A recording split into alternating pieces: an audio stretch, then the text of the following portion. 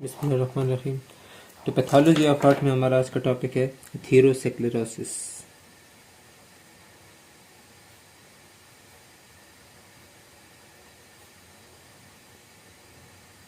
Atherosclerosis का मतलब है नैरोइंग ऑफ ब्लड वेसल्स या फिर thickening of wall of the blood vessels. दोनों में एक ही चीज़ होगी कि ब्लड फ्लो जो है वो रिड्यूस हो जाएगी, यानी कि इस्कीमिया के टाइप हो जाएगी, एक इस्कीमिया हो जाएगा। क्या कहते हैं, इसकी डेफिनेशन क्या है हमारे पास? Narrowing of blood vessel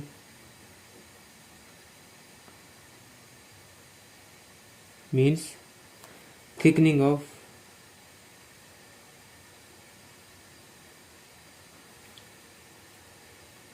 vessels wall। ठीक है, कि जो ब्लड वेसल का वाल है वो हमारे पास थिक हो जाएगा, या फिर जो हमारे पास ल्यूमन है उसका वो नैरो हो जाएगा। इसकी प्रोसेस को हम क्या कहते हैं? एथेरोस्क्लेरोसिस। मगर जो एथेरोस्क्लेरोसिस मेनली जो कंट्रीब्यूट की जाती है वो फैट्स की वजह से की जाती है, फैट की डिपोजिशन की वजह से की जाती है। ठीक है, जो चीज़ें एथेरोस्क्लेरोसिस काज करते हैं उनको हम कहते हैं एथेरोजेनिक्स।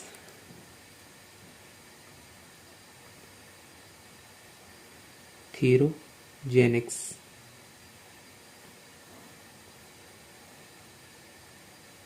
जो मोस्ट कॉमन एथेरोजेनिक्स है उनमें आते हैं हमारे पास हाई ब्लड प्रेशर,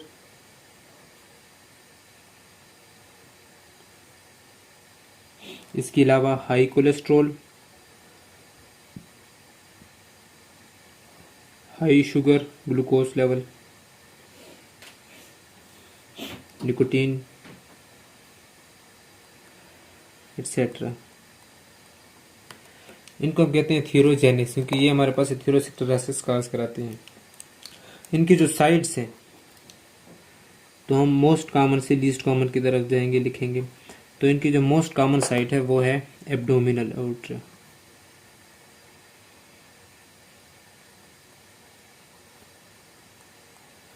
फिर सेकंड मोस्ट कॉमन जो है हमारे पास वो है हार्ट की, यानी कि कोरोनरी आर्टरीज। और हार्ट की पैथोलॉजी में आप कोरोनरी आर्टरीज के एथेरोस्क्लेरोसिस के बारे में पढ़ेंगे।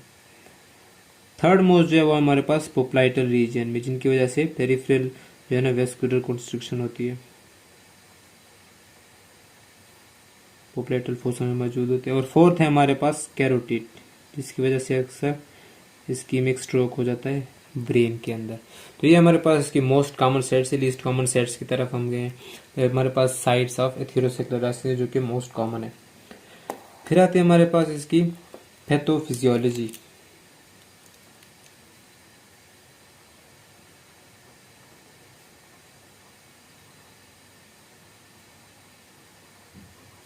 Pathophysiology of atherogenesis. मीन के एथेरोजेनेसिस का प्रोसेस कैसे होता है, उसकी क्या फिजियोलॉजी है, क्या पैथोलॉजी है वो। तो इसकी पैथोफिजियोलॉजी जो है वो कुछ स्टेप्स के अंदर डिवाइड है, जिसको हम ब्रीफली एक्सप्लेन करेंगे। सबसे पहला स्टेप है हमारे पास, ये जो होता है प्रोसेस जो होता है जिस वजह से वो क्यों होता है, ये क्रोनिक इन्फ्लेमेटरी रिस्पॉन्स की वजह से होता है। क्रोनिक इन्फ्लेमेटरी रिस्पॉन्स की वजह से होता है। अब इसके स्टेप्स हम देखते हैं। सबसे पहला क्रोनिक एंडोथेलियल इंजरी, कि सबसे पहले हमारे पास इंजरी हो गई क्रोनिक।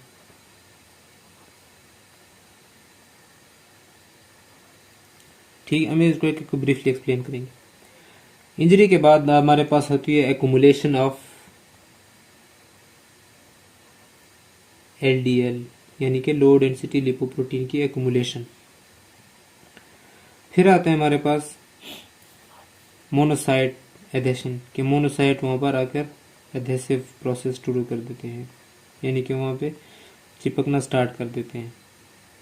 फिर आते हैं हमारे पास एक और स्टेप जिसे हम कहते हैं smooth muscle cell proliferation.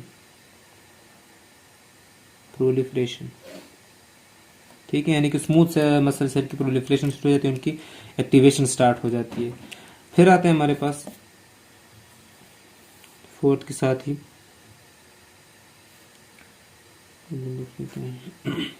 Extra cellular matrix का रिलीज होना, ठीक है, यानी कि वो स्टार्ट हो जाते हैं उसकी रिलीज। उसी के साथ साथ होता है हमारे पास फिर लिपिड एक्यूमुलेशन।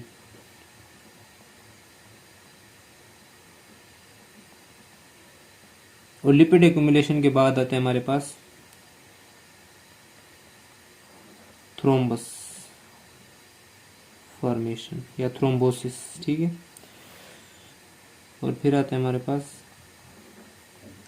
प्लेटलेट्स। इस तरह से हमारे पास जो ल्यूमन है वो नैरो होता जाता है, ठीक है। अब हम यहाँ पर स्ट्रक्चर ड्रा करते हैं इसको डिफरेंशिएट करने के लिए। तो ये है हमारे पास ब्लड वेसल, ठीक है।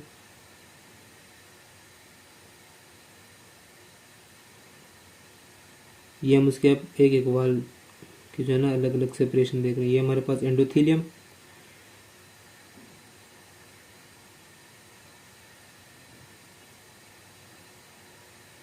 फिर हमारे पास ये इंटिमा, ये मीडिया और आखिर में एडवेंटिशिया, ठीक है। ये कौन सी लेयर है हमारे पास? एंडोथीलियम। फिर उसके नीचे वाली इंटिमा और उससे नीचे ट्यूनिका मीडिया और आगे एडवेंटिशिया। यहाँ पे हमारे पास स्मूथ मसल्स होते हैं, ठीक है, यहाँ पे कनेक्टिव टिश्यूज होते हैं। अब सबसे पहले क्या होता है, जो हमारे पास ये वाली एरिया है, जो हमारे पास ये वाली लेयर है, ये क्या हो जाती है? इंजरी हो जाती है, इसकी डैमेज हो जाती है, इंजर्ड हो जाती है, ठीक है। एंडोथीलियल लेयर हमारे पास सबसे पहले इंजर्ड हो जाती है। उसकी इंजर्ड की वजह से क्या होता है हमारे पास, उसकी जो परमेबिलिटी है वो इंक्रीज हो जाती है। परमेबिलिटी क्या हो जाती है? इसकी इंक्रीज हो जाती है। जब इसकी परमेबिलिटी इंक्रीज हो जाती है तो उसके साथ साथ WBC की एडेशन की एक्टिविटी भी इसकी ज़्यादा हो जाती है, यानी कि ये रिसेप्टर शो करना स्टार्ट कर देता है WBC के लिए। जितने भी हमारे पास रेड ब्लड सेल्स हैं उनमें स्पेशली मैक्रोफेजेस यानी कि मोनोसाइट्स और टी लिम्फोसाइट्स के लिए शो करते हैं। फिर क्या होता है हमारे पास, जब परमेबिलिटी इंक्रीज हो जाती है तो जो LDL है हमारे पास,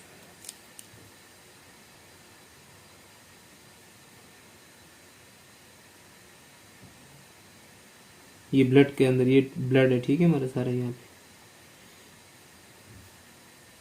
अब ये क्या करते हैं हमारे पास, ये इससे एंटर होना शुरू हो जाते हैं। एंडोथीलियम की लेयर को क्रॉस करके कहाँ आ जाते हैं? ट्यूनिका इंटिमा में आ जाते हैं। ये क्या हमारे पास, ये है LDL। ये कहाँ आ जाते हैं? यहाँ पर इंटिमा के अंदर आ जाते हैं। इंटिमा के अंदर आने के बाद ये रिएक्ट करते हैं किस चीज़ के साथ? रिएक्टिव ऑक्सीजन स्पीशीज के साथ रिएक्ट करते हैं और क्या बना लेते हैं? इनसे क्या बन जाता है? इनसे बन जाता है हमारे पास ऑक्सीडाइज्ड LDL, ठीक है।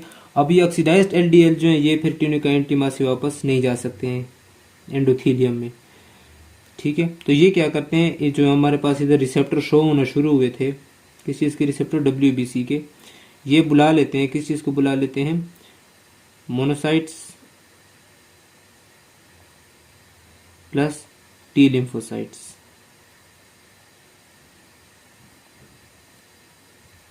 जब मोनोसाइट यहाँ पर आ जाते हैं तो वो इससे रिसेप्टर से पहले बाइंड करते हैं और फिर वो किस चीज़ का फ़ायदा उठाते हैं? परमेबिलिटी इंक्रीज हो चुकी है तो वो क्या कर देते हैं? ट्यूनिका इंटिमा के अंदर एंटर हो जाते हैं। ट्यूनिमा इंटिमा के अंदर एंटर होने के बाद ये ऑक्सीडाइज्ड LDL जो है उनको क्या कर देते हैं? इनगल्फ कर लेते हैं, ठीक है।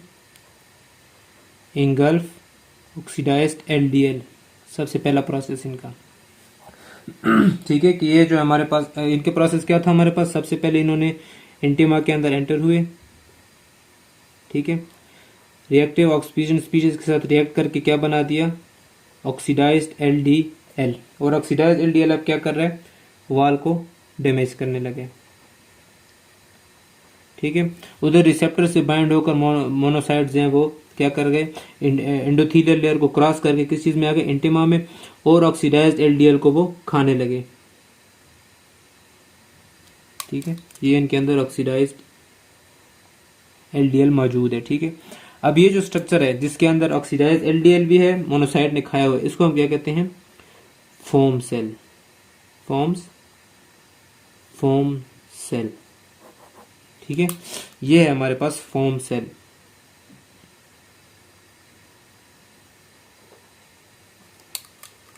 अब मोनोसाइट जो है वो ग्रोथ फैक्टर भी साथ रिलीज करते हैं। जब ग्रोथ फैक्टर रिलीज करते हैं तो वो दो काम करते हैं जो इसके जो ग्रोथ फैक्टर्स हैं।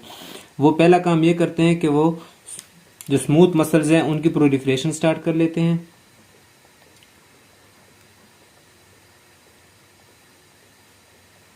और उनकी माइग्रेशन स्टार्ट कर देते हैं। माइग्रेशन कहाँ से स्टार्ट करते हैं कि उनको इंटिमा में ले आते हैं,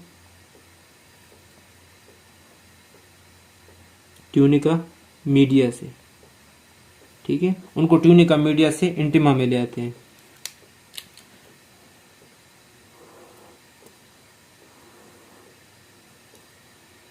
मीन्स कि यहाँ पर जो हमारे पास स्मूथ मसल सेल्स थे वो अब कहाँ चले गए, ट्यूनिका इंटिमा में आ गए। ठीक है, अब ट्यूनिका इंटिमा में ये पहुंच गए हमारे पास।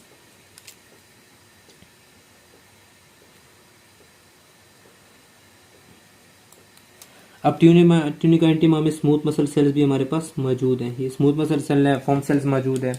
अब स्मूथ मसल सेल्स क्या करते हैं, जब वो एक्टिवेट हो जाते हैं तो वो कोलेजन सिक्रीट करना स्टार्ट कर देते हैं। कोलेजन जो होते हैं हमारे पास यह हार्ड कवरिंग बनाना शुरू कर देता है। दूसरी तरफ जो मोनोसाइट्स हैं वो क्या करते हैं, वो हमारे पास इसको एब्जॉर्ब नहीं कर पाते हैं। तो जब एब्जॉर्ब नहीं कर पाते हैं तो ये बर्स्ट कर जाते हैं। ठीक है, बर्स्ट फॉर्म सेल्स। और जब फॉर्म सेल्स बर्स्ट कर जाते हैं तो फिर वो क्या, जो फैट्स होते हैं वो बाहर और भी ज्यादा रिलीज हो जाते हैं।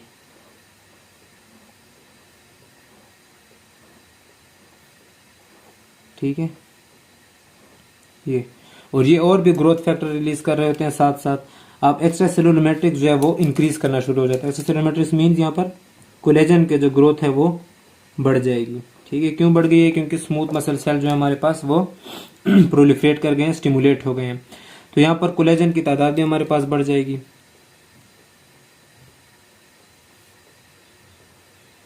ठीक है, कोलेजन की वजह से एक हार्ड कवर मिलेगा इसको, जो हमारे पास फैट है एलडीएल जो यहाँ पर डिपॉजिट हो रहा था। अब ये कोलेजन भी यहाँ पर डिपॉजिट होना शुरू हो गया साथ में। अब जो आहिस्ता आहिस्ता जो इसके जो डायमीटर है इसका वो बढ़ता गया। अब जो टी सेल यहाँ पर मौजूद थे और मोनोसाइट्स जो यहाँ पर मौजूद थे वो क्या करते हैं, वो मजीद प्रोसेस को कंटिन्यू रखते हैं और ज़्यादा WBCs को बुलाते हैं इस फंक्शन को परफॉर्म करने के लिए, क्योंकि अब जो LDL है हमारे पास और ज़्यादा हो गए। और ये साइकिल इसी तरह चलता जाता है। इसी के साथ जो है ना लिपिड एक्यूमुलेशन शुरू होने लग जाती है। यहाँ पर ये LDL, ये ब्रस्ट शुदा foam cell means dead foam cells, ये इसके साथ ही मोनोसाइट्स, साथ में स्मूथ मसल सेल और कोलेजन। अब ये सारी चीज़ें मौजूद हैं। ठीक है, ये स्ट्रक्चर, ये इसको हम क्या कहते हैं, ये जो पूरा स्ट्रक्चर बना जिसके अंदर डेड फोम सेल्स हैं, जिसके अंदर LDL है ऑक्सीडाइज, जिसके अंदर कोलेजन है, जिसके अंदर स्मूथ मसल्स हैं, इस स्ट्रक्चर को हम क्या कहते हैं, एथीरोमा। ठीक है, लिपिड एक्यूमुलेशन कब हुई थी, बर्स्ट ऑफ फोम सेल। अब देखें, अब ये तो हमारे पास ब्लड वेसल्स था ना, ब्लड वेसल में जो कंटिन्यू रखता हूँ, ये हमारे पास ब्लड वेसल्स है। ठीक है, ये एंडोथेलियल जो लेयर है,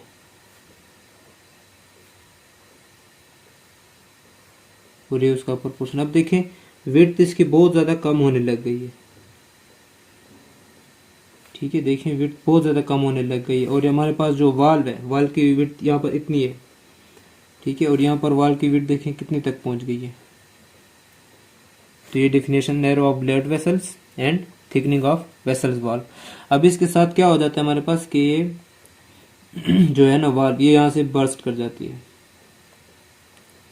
और जब बर्स्ट कर जाती है तो फिर यहाँ पर एक क्लॉट बनाते हैं, थ्रोम्बस बनाते हैं। ठीक है, एंडोथेलियम रैप्चर हो गई।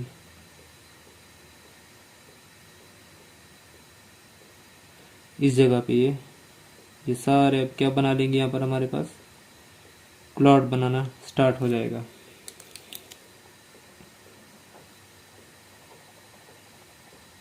ये हमारे पास क्लॉट बने।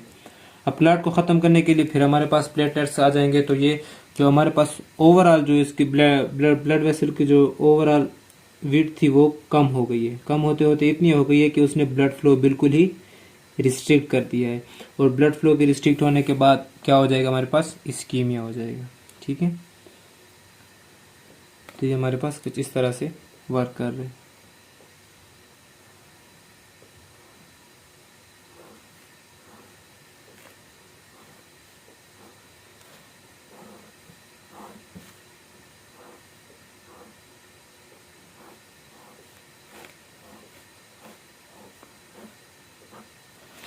तो इस तरह से देखिए हमारे पास डायमीटर इसका कितना ज़्यादा इंक्रीज हो चुका है। ठीक है, डायमीटर के इंक्रीज होने की वजह से क्या हो गया, हमारे पास जो ब्लड फ्लो है वो बिल्कुल ही ऑलमोस्ट स्टॉप हो गई। ठीक है, प्लेटलेट्स ने क्या कर लिया, कोएगुलेशन, जिसकी वजह से और भी ज़्यादा हार्डनिंग एंड नैरोइंग हो गई है। और ब्लड फ्लो जो है ना ऑलमोस्ट कंप्लीटली जो है ना ब्लड फ्लो डिस्टर्ब हो गया, स्टॉप हो गया है। अब कोई भी और जगह रह नहीं गई है कि ब्लड वहां से फ्लो कर सके। तो ये था हमारे पास पैथोफिजियोलॉजी ऑफ एथीरोजेनेसिस या एथीरोसेक्लेरोसिस की जो हमारे पास पैथोफिजियोलॉजी है कि सबसे पहले एंडोथेलियम की इंजरी हुई, परमेबिलिटी इंक्रीज हुई, WBC LDL जो है वो इंटिमा में आ गए, वहां पर वो रिएक्टिव ऑक्सीजन स्पीशीज के साथ रिएक्ट करके ऑक्सीडाइज्ड हो गए। ऑक्सीडाइज हो गए तो उन्होंने जो रिसेप्टर्स एक्टिवेटेड थे एंडोथेलियम के, उन्होंने क्या किया, मोनोसाइट को एक्टिव करा दिया। मोनोसाइट जब एंटर हो गए एंटीमा में तो उनको इनगल्फ कर लिया और मैक्रोफेजेस बन गए। मैक्रोफेजेस और ये जो हमारे पास ऑक्सीडाइज्ड LDL है, ये क्या बनाते हैं, मिलकर फोम सेल्स बनाते हैं। अब मैक्रोफेजेस इनको इनगल्फ तो कर लेते हैं मगर इनको डाइजेस्ट नहीं कर पाते, तो खाते खाते इनको ग्रो करते करते वो बर्स्ट कर जाते हैं और ज़्यादा फैटी रिलीज होता है। और मोनोसाइट एडेशन के साथ साथ वो क्या कर रहे थे, वो यहाँ से रिलीज कर रहे थे ग्रोथ फैक्टर्स, जिन्होंने क्या कर दिया, स्मूथ मसल्स को भी स्टिमुलेट कर दिया और प्रोलिफरेट कर दिया। स्टिमुलेशन की वजह से ECM रिलीज होना शुरू हो जाएगा, यानी कि कोलेजन की इंक्रीज शुरू हो जाएगी। और प्रोलिफरेशन की वजह से क्या होगा, उसकी माइग्रेशन हो जाएगी, वो ट्यूनिका मीडिया से ट्यूनिका इंटिमा में चला जाएगा। अब जिसकी वजह से सारा हमारे पास क्लस्टर टाइप बन गई, जिसको हम कहते हैं थीरोमा। थीरोमा किस चीज से बना है, उसके अंदर स्मूथ मसल्स हैं, उसके अंदर जो है ना डेड फॉर्म सेल्स हैं, उसके अंदर LDL ऑक्सीडाइज्ड हैं, उसके अंदर कोलेजन भी मौजूद है, मैक्रोफेजेस भी मौजूद हैं। अब ये जो है ना ब्लड वेसल्स को, एंडोथेलियम को रप्चर कर देंगे और बाहर आ जाएंगे। बाहर आते हैं जो ल्यूमन में आएंगे तो ये वहां पर थ्रोम्बस फॉर्मेशन हो जाएगी। थ्रोम्बस फॉर्मेशन हो जाएगी तो ब्लड जो है वो फ्लो उसका बिल्कुल ही स्टॉप हो जाएगा या बहुत ही ज़्यादा फ्लो जो है ना वो कम हो जाएगा। अब थ्रोम्बस को ख़त्म करने के लिए इधर से प्लेटलेट्स आएंगे तो ये और भी हार्ड होना शुरू हो जाएगा और भी नैरोइंग जो है वो इंक्रीज कर जाएगी, जिसकी वजह से ऑलमोस्ट जो है ना ब्लड बिल्कुल ही ब्लॉक हो जाएगा और इस्कीमिया हो जाएगा, यानी कि ब्लड बिल्कुल फ्लो ख़त्म हो जाएगा। तो ये हमारे पास एक प्रोसेस था जिसके ज़रिए हम एथीरोसेक्लेरोसिस को स्टडी करते हैं।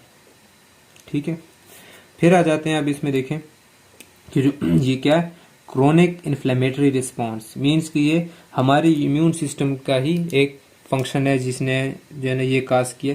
और इसको सबसे पहले जो स्टेप है उनको काज करने वाले को हम क्या कहते हैं, एथीरोजेनिक्स। ठीक है, जिनमें आते हैं हमारे पास हाई ब्लड प्रेशर है, हाई LDL है, हाई ग्लूकोज है, हाई निकोटीन है। तो इन सब की वजह से हमारे पास एथीरोसेक्लेरोसिस काज होने लगी थी। फिर अब आ जाते हैं हम इसके जो है ना रिस्क फैक्टर्स पे या सिम्टम्स पे। सबसे पहले हम सिम्टम को डिस्कस कर लेते हैं इधर। ठीक है, तो ये आ जाते हैं हमारे पास इसके सिम्टम्स।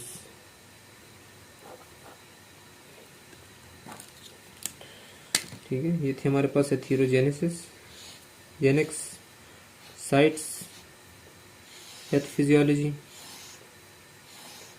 और अब है हमारे पास सिम्टम्स।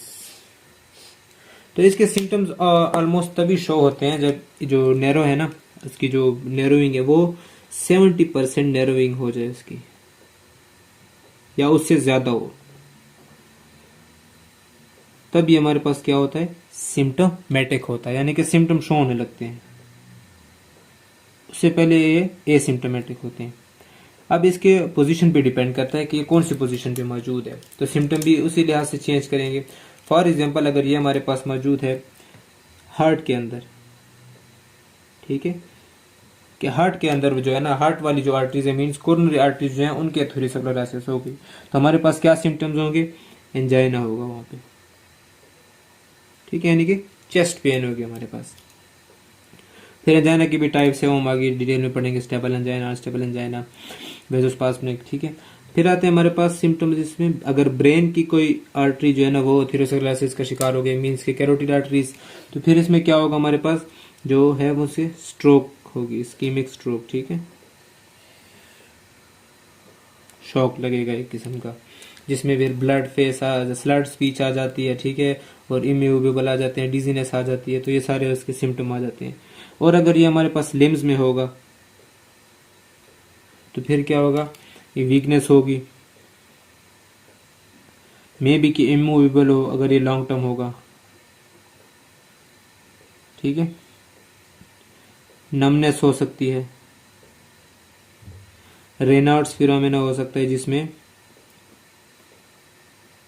वाइट कलर ने शो होना शुरू होती है, क्योंकि ब्लड फ्लो कम हो जाता है, तो वो जगह जो होती है हमारे पास सिर्फ वाइट कलर शो हो रहा होता है, बाकी जो कलर होते हैं उसके वो हमें शो नहीं हो रहे होते हैं, तो ये उसके सिम्टम आ जाते हैं। फिर आ जाते हैं इसके हमारे पास जो टेस्ट है, क्या फॉर एग्जांपल सिम्टम हो रहे हैं तो हम इसको कंफर्म कैसे करना है, तो इसके जो टेस्ट हैं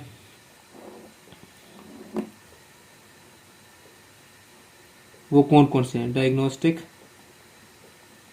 टेस्ट कि कैसे हम इसको डायग्नोस कर सकते हैं इस डिसीज को। तो सबसे पहला तो ऑब्वियस है कि ब्लड टेस्ट करेंगे। ब्लड टेस्ट में हम क्या चेक करेंगे, एलडीएल, ग्लूकोज, निकोटीन वगैरह चेक करेंगे। अगर ये नॉर्मल है तो फिर हम क्या चेक करेंगे, इसकी मतलब पोजीशन चेक करेंगे। अगर हमें पता चल गया, कंफर्म हो गए, तो हम क्या करेंगे, एंजियोग्राम से पोजीशन चेक करेंगे।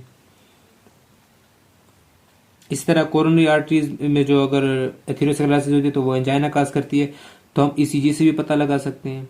ईसीजी में हमें क्या पता चलेगा, या तो एसटीवी डिप्रेशन होगा या एसटीवी एलिवेशन होगी हमारे पास, वो हम चेक करेंगे। उससे हमें पता चल जाएगा कि इसको ये बीमारी है कि नहीं, एथेरोस्क्लेरोसिस का शिकार हो रहा है, या इसमें की बॉडीज में कोई चेंजेस आ रही है एथेरोस्क्लेरोसिस के रिलेटेड कि नहीं, तो इसमें हम ये शो कर रहे होंगे। फिर आ जाते हैं इसके हमारे पास रिस्क फैक्टर्स। तो रिस्क फैक्टर्स को हम नेक्स्ट पेज पे डिस्कस करते हैं कि किन केसेस में जो है एथेरोस्क्लेरोसिस हमारे पास ज़्यादा हो सकते हैं। तो यहाँ पे हम डिस्कस करते हैं अभी इसके रिस्क फैक्टर्स।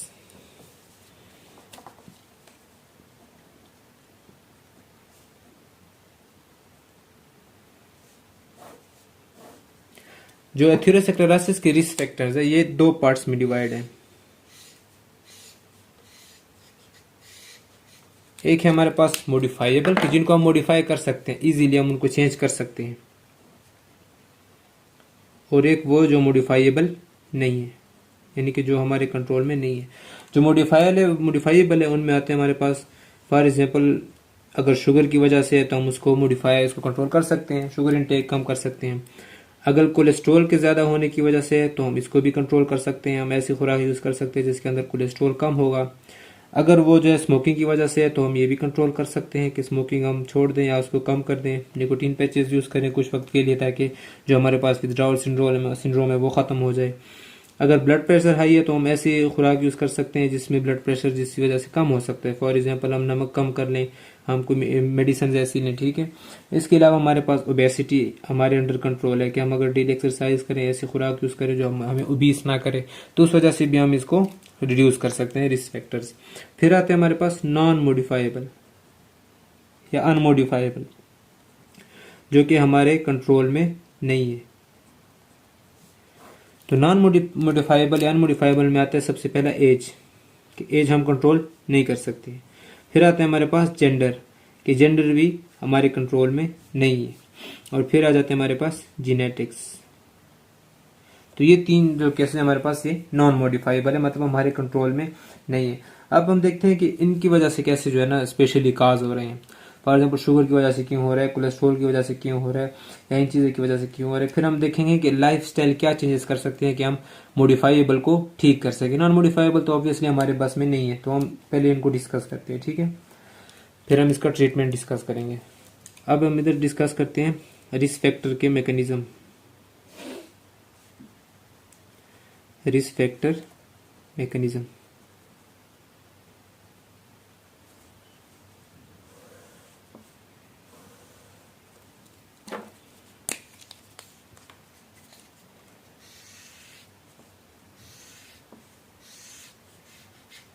कि रिस्क फैक्टर के क्या क्या मैकेनिज्म है। तो सबसे पहला हम लेट सपोज देखते हैं शुगर के बारे में, ठीक है।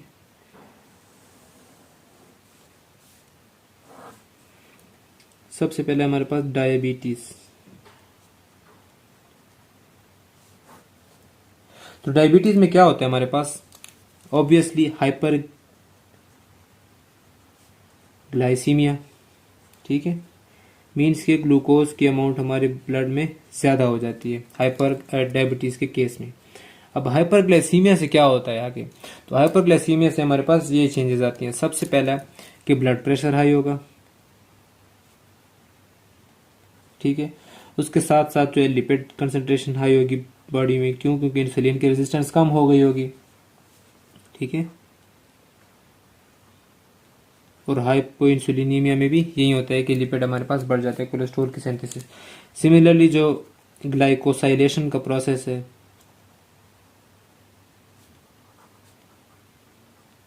वो कम हो जाएगा, ठीक है। इसके साथ साथ एलडीएल की बाइंडिंग कैपेसिटी जो है वो बढ़ जाएगी, पुअर ब्लड फ्लो होगा,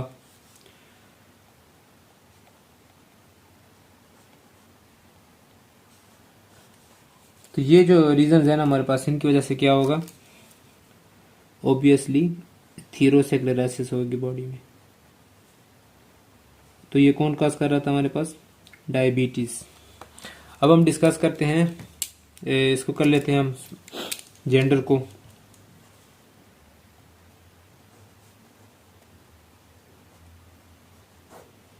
पहले हम डिस्कस करते हैं फीमेल और हार्मोन को, मीन्स के एस्ट्रोजन। फिर हम डिस्कस करेंगे मेल मीन्स के टेस्टोस्टेरोन को। अब एस्ट्रोजन हमारे पास क्या करता है, तो एस्ट्रोजन हमारे पास नाइट्रिक ऑक्साइड की जो सिंथेसिस है उसको जो रिलीज है उसको इंक्रीज कराता है। और नाइट्रो ऑक्साइड क्या कराता है, वेसो डायलेशन, मीन्स की वेसल का डायमीटर इंक्रीज कराता है। वेसो डायलेशन के साथ साथ वो क्या करता है, ऑक्सीडेटिव स्ट्रेस जो होता है सेल्स के अंदर या जो ब्लड वेसल्स के अंदर है उसको कम कर देता है। तो रिएक्टिव ऑक्सीजन स्पीशीज भी कम होंगी हमारे पास। ये स्मूथ मसल सेल्स की जो प्रोलिफरेशन है उसको भी कम करता है।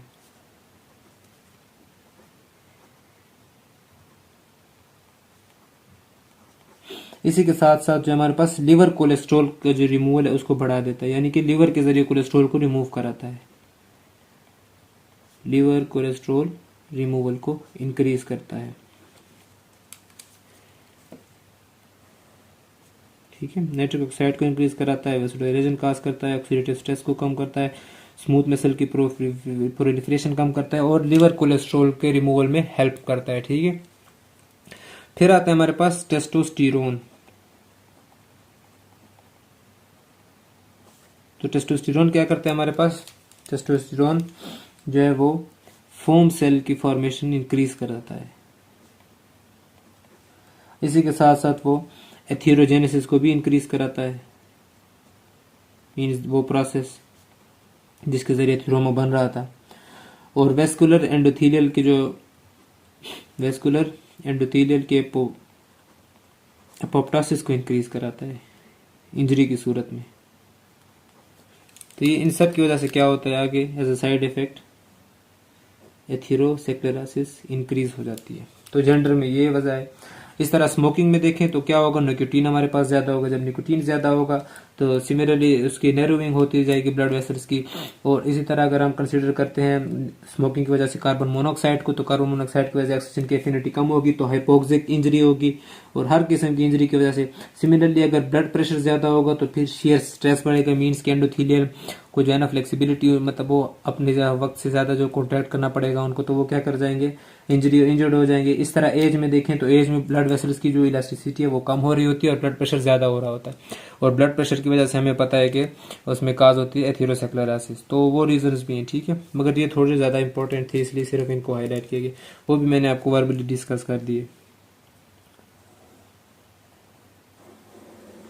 ये थे हमारे पास इनके रिस्क फैक्टर मैकेनिज्म। अब हम देखते हैं कि इनके अगर हम लाइफस्टाइल चेंजेस कर सकें कि इसको हम कैसे ठीक कर सकते हैं। लाइफस्टाइल चेंजेस, तो लाइफस्टाइल चेंजेस में देखें, शुगर की वजह से हो रहा है तो हम शुगर कम कर देंगे, हम ऐसी खुराक यूज़ करेंगे जिसमें शुगर नॉर्मल है, या फिर हम ऐसे शुगर यूज़ कर लेंगे जिससे हमारी बॉडी ऑक्सीडाइज नहीं कर सकती। फॉर एग्जाम्पल फ्रक्टोज यूज़ कर लेंगे ग्लूकोज की जगह, ठीक है, तो हम शुगर को कम कर लेंगे, या फिर उसके अल्टरनेट फ्रुक्टोज यूज़ करेंगे। सिमिलरली जो है ना हमारे पास एक और आ सकता है कि अब देखें कोलेस्ट्रॉल की वजह से हो रहा था तो हम सेचुरेटेड ऑयल्स जो हैं उसको कम कर लें।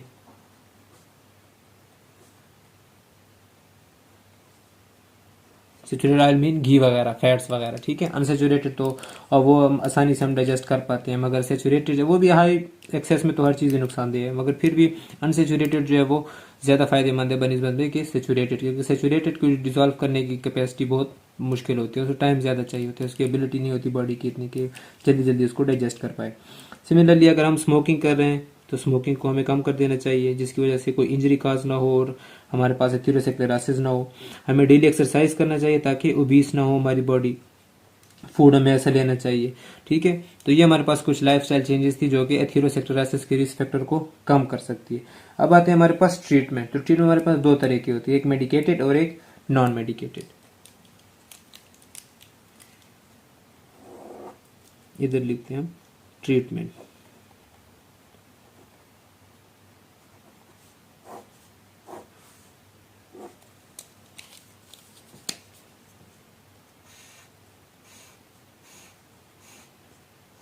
यहाँ पे हम डिस्कस करेंगे ट्रीटमेंट को। पहले हम डिस्कस करते हैं मेडिकेशंस को।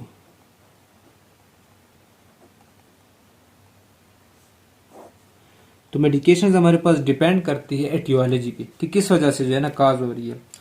फॉर एग्जांपल अगर एलडीएल या कोलेस्ट्रॉल के बढ़ने की वजह से हो रही है, सिमिलरली अगर हमारे पास प्लेटलेट्स की वजह से हो रही है, क्लॉटिंग की वजह से हो रही है, ब्लड क्लॉट्स बन रहे हैं, थ्रोम्बोस है,